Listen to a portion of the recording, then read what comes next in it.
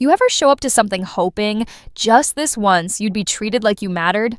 I did, and this is what happened. "Sorry, this table's for family only." That's what my sister said, loud enough for the whole ballroom to hear, while I stood there holding flowers I shouldn't have brought. What she didn't know was, I paid for that table. My name's Elena Tran. I'm 35, and I've spent most of my life learning how to smile through humiliation.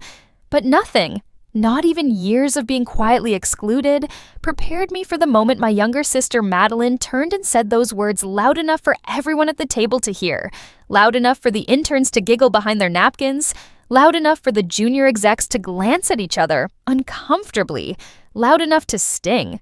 It was the annual partners gala at Villaro Group, the real estate firm where Madeline works. I wasn't part of the company. I'd come as family, invited weeks ago by her assistant, and confirmed twice by email. I arrived in a sleek black dress, nothing flashy, but clean, modern, and respectful. I even brought a small bouquet of flowers for Madeline, thinking maybe, just maybe, tonight would feel different.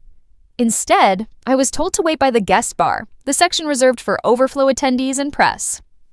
And when I asked quietly if there had been a mix-up, Madeline didn't blink. She didn't whisper, didn't pull me aside, didn't even try to soften the blow. She just smiled and said, "There are no extra seats at the main table. You understand, right?" What I understood was this: nothing had changed. Even after all these years, after I helped put her through college, after I skipped grad school to work 2 jobs so our parents could pay her tuition, after I spent years being the helper while she was the hope, I was still outside the circle. The table inside was glowing. White linens, gold-rimmed plates, crystal glasses, everyone dressed to impress, sharing industry gossip, laughing like they belonged. I stood in the hallway, clutching my coat and trying not to let the sting behind my eyes turn into tears. The event planner walked by and paused. "Ma'am, are you at the Villaro main table?" I swallowed. "No," I said. "I'm just here." And that was the moment I realized I wasn't just left out of dinner, I was left out of their definition of family. Not for the first time, but tonight, it hit differently. Because what none of them knew was who paid the deposit for that glowing ballroom behind them. Keep watching, because sometimes walking away from the table is the most powerful thing you can do. I sat on a padded bench just outside the banquet hall, pretending to scroll through my phone while my sister laughed inside with a glass of champagne in her hand. And I wish I could say this was the first time something like this had happened. But honestly, it wasn't even the worst. When I was 16, I gave up my scholarship to an out-of-state prep program because my parents said we couldn't afford to send 2 girls away. And Madeline was already enrolled in ballet intensives. When I was 22, I passed on grad school to take a job and send money home so Mom could help pay for Madeline's final year at NYU. And when I turned 25, I celebrated alone with a grocery store cupcake in a studio apartment I could barely afford because my family had forgotten it was my birthday. Again. They didn't hate me, they just didn't see me. Madeline was the future. The polished one, the achiever, the girl who wore designer heels at 15 and had a LinkedIn profile before she could legally vote. Me, I was the helper, the one who ironed her clothes before school dances, who stayed behind to wash dishes while she performed on stage. I didn't get applause. I got silence. You ever feel like that? Like you're not even angry anymore, just numb? Let me know in the comments if you've ever been the invisible one in your own family. Because I swear, there's nothing lonelier than sitting a few feet away from people who talk about you like you're not even there.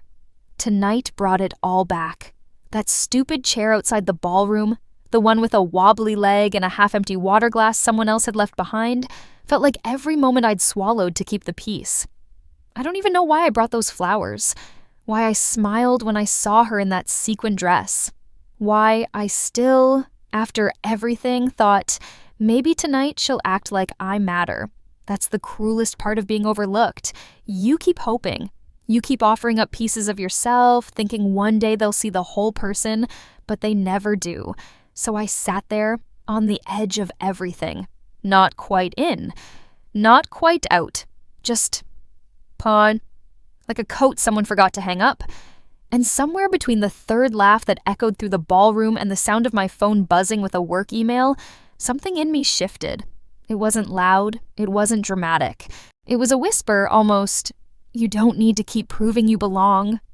And once I heard that voice, I couldn't unhear it. The question was, what was I going to do with it? I didn't make a scene. No slammed doors, no wine thrown in faces, no shaking voice demanding to know why I was always the one left out. I just stood up from that sad little bench outside the ballroom, adjusted the strap on my heels, and walked toward the lobby like I had somewhere to be. Because I did. When I reached the coat check, I pulled out my phone and opened an email I hadn't told anyone about. Not my parents, not my co-workers, definitely not Madeline. Subject line: wire confirmation, sponsorship payment complete. Yeah, that glowing ballroom, the one where Madeline laughed at her own jokes and the Vellaro executives toasted family values, I paid for it. Or more specifically, my company did. 3 weeks earlier, I'd finalized a quiet partnership deal with the venue's parent group. It was a branding opportunity for Elsie's Properties, my real estate tech startup, and we had agreed to co-sponsor several elite events to boost our visibility among investors. I reviewed every vendor, approved the lighting package, even added an anonymous donation to cover the floral arrangements. The kicker? I never once planned to attend, until Madeline's assistant sent a last-minute invite saying they wanted a family face in the room. The irony. I stood in the middle of the marble-floored lobby, watching couples pose for photos in front of the custom Vellaro step and repeat banner. No one knew it, but that banner? It was printed with funds I had greenlit. Every wine glass, every chair, every sparkly light over Madeline's table, I helped make it happen. And now, I was quietly pulling the plug. I replied to the sponsorship coordinator's email. Effective immediately, Elsie's Properties is withdrawing brand visibility from the Vellaro Gala. Please remove digital and printed assets before the next segment. I didn't sign it with anger, just my full name, Elena Tron, Managing Director. No dramatics, no need for revenge. I wasn't punishing them. I was protecting myself. People like Madeline didn't need consequences. They needed to sit with the silence after someone like me walked away. Not crying, not begging, just done. I slipped my phone back into my clutch and walked toward the valet stand. Behind me, through the glass, I saw the projector flicker once. Then again. The music slowed, the MC stepped off stage, and a quiet confusion spread across the faces inside the ballroom. I didn't stop walking, because when someone makes it clear you're not welcome at their table, it's okay to get up. Just make sure you take your value with you. I was halfway down the hotel steps when the first flicker hit. From the sidewalk, I could see it. Just a glitch in the ballroom lights. Then another. The banner behind the speaker stand, the one that read "Welcome to Vellaro's Annual Gala," started glitching like an old VHS tape. A few guests looked up, confused, distracted. I kept walking. Inside, the program was unraveling. The MC tapped his mic. Nothing. The music cut out mid-sentence. And on the big screen, where the Vellaro logo had been looping all night, black. Just black. What they didn't know, what Madeline didn't know, was that I had requested our tech partner to pull every branded asset tied to Elsie's sponsorship. No more projector, no more uplighting, no more digital signage.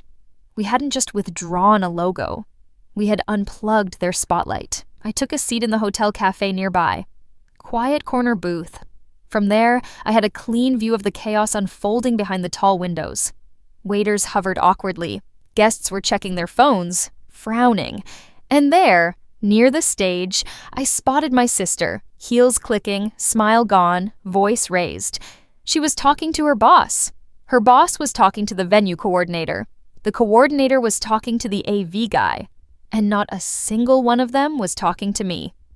Perfect. I stirred my coffee slowly. Not in anger, not with glee, just peace. See, this wasn't revenge. I didn't want her embarrassed. I just wanted to stop paying for a table I was never invited to. Sometimes, when you remove your effort, your energy, your support, what's left behind reveals who was really holding things together. And it wasn't her. It was never her. I got a text a few minutes later. Madeline. Did you know something about this? Madeline. Why is everything falling apart? Madeline. Can you come back inside for a second? I didn't reply. Then came one from Mom. Mom. Sweetheart, this isn't a good look for the family. Help your sister out, okay? The same woman who watched me sit in the hallway like a stranger. The same woman who nodded silently when Madeline smirked. Sorry, this table's for family only. Now she wanted unity. I slid my phone into my bag, finished my coffee, and stood up. Let them scramble. Let them sweat. For once, it wasn't my job to fix things. I didn't tear their night apart. I just stopped holding it together. The next morning, my phone blew up. Group texts, missed calls, voicemails I didn't bother listening to. Apparently, the after party ended early. Sponsors pulled out, guests left confused. And someone, probably the intern with a big mouth, had leaked a very specific detail to the press. Elsa's Properties had withdrawn sponsorship mid-event. And the reason? Well, they didn't know, but they guessed. And Madeline? She blamed me, Madeline. What did you do? Madeline. You sabotaged me in front of my boss. Are you happy now? Madeline. This was the biggest night of my career, and you ruined it. I stared at the screen, thumb hovering over delete. Then I saw the text from Mom. Mom, I told you this jealousy would catch up with you.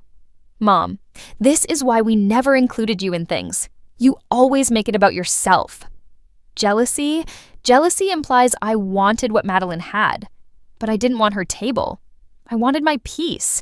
And after last night, I finally had it. That afternoon, an industry newsletter ran a headline. Quiet Power, How One Woman Pulled the Plug on Villaro's Gala and Why It Matters.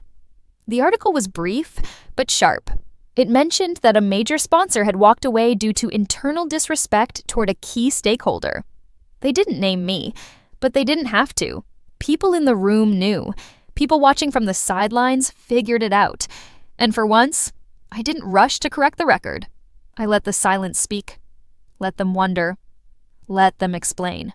Later that evening, I got an email from the venue director I'd worked with. Just one line. You carried yourself with grace. Not everyone would have done the same. And that was enough. Because I wasn't looking to humiliate Madeline. I just wanted it to stop. The passive digs, the backhanded compliments, the polite exclusions. I didn't owe them a scene, or a meltdown, or even a confrontation. Just absence. And maybe, just maybe, that absence was finally loud enough for them to hear. I didn't raise my voice. I didn't fight back. I simply removed the benefit of my presence. And the silence that followed, that was the truth echoing. 2 weeks later, I hosted a dinner. Not to celebrate revenge. Not to rub it in anyone's face. Just to breathe. It was a small private rooftop space. Warm string lights, long wooden table, simple white plates, soft jazz from a Bluetooth speaker tucked behind a potted tree. Nothing flashy, but everything felt right. There were 12 people seated. Not one of them was related to me by blood, but all of them had shown up for me in ways my family never did. Ava, my co-founder, who once brought me soup when I was working through the flu. James, from our legal team, who stayed late every time I doubted myself during contract rounds. Kira, my first intern, now our operations lead. Even Benny, the barista from the cafe downstairs, who used to sneak me free espresso shots during 14-hour coding marathons. We laughed. We shared stories. No one rolled their eyes when I spoke. No one interrupted. No one asked if I got that dress on clearance. Halfway through dessert, Ava raised a glass. To Elena, for walking away without burning the bridge, just letting them fall into the river. The table chuckled. I did too, but I also felt my throat catch. Because it hit me, in that moment, this was my table. No fold-out chairs, no fake smiles, no invisible seats by the trash can, just presence. Just people who chose me back. I stood, tapping my glass lightly. Thank you, I said, for sitting here not because you had to, but because you wanted to. They smiled. They got it. And if you're reading this or listening now, maybe you get it too. Have you ever had to build your own table from scratch? Ever had to walk away from the one that never had a seat for you? Tell me below. You never know who else might need to hear it. As the night wrapped, someone asked, "Did your sister ever call again?" I smiled. She did. Said she felt hurt. Said I made her look bad. What did you say? I shrugged. Nothing. I don't explain my piece to people who only noticed me when I stopped showing up. That night, I didn't just host a dinner. I reclaimed every version of myself that ever felt small. And if you've ever been that version, I hope you know you deserve a table that sees you too.